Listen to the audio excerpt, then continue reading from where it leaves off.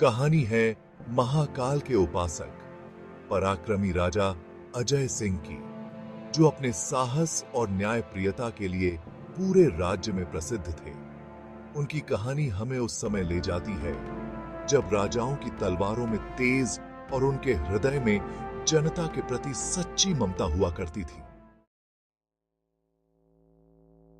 राजा अजय सिंह को एक दिन जानकारी मिलती है कि राज्य के जंगलों में एक रहस्यमयी योगिनी दिखाई देती है, जो रात में नाचती है और दिन में अदृश्य हो जाती है।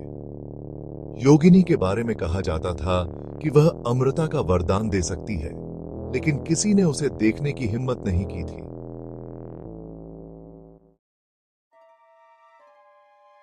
एक रात राजा अपने कुछ विश्वसनीय सैनिकों के साथ जंगल में पहुंच गए। राजा ने ठान लिया कि वे योगिनी से मिलकर रहस्य जानेंगे। जैसे ही आधी रात हुई, एक हल्की आवाज आई। तभी एक चमत्कारी रोशनी के साथ योगिनी प्रकट हुई और योगिनी कहती है, रे हे राजन, तुम यहाँ क्यों आए हो? क्या तुम इस भयानक राज को जानने की हिम्मत रखते हो? राजा कहता है, रे देवी, मैं अपने राज्य की सुरक्षा के लिए हर चुनौती का सामना करूंगा। अगर आपका वरदान राज्य के हित में हो सकता है तो मैं इसके लिए तैयार हूं।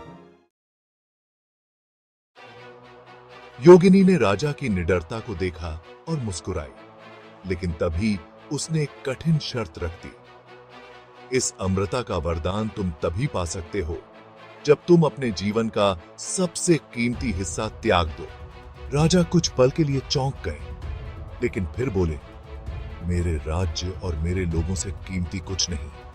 मैं उनका कल्याण चाहता हूं, इसलिए मैं अपना सर्वस्व त्यागने को तैयार हूं।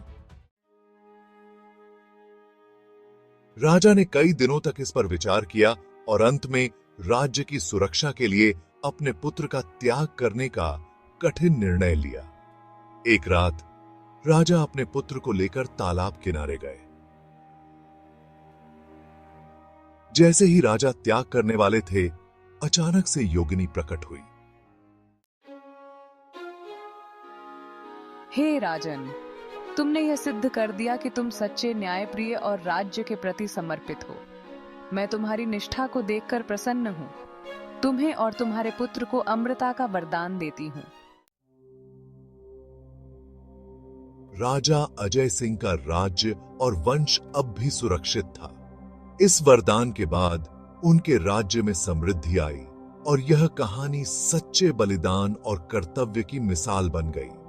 सच्चे राजा की पहचान उसकी प्रजा के प्रति उसकी निष्ठा से होती है, न कि उसके सिंहासन से।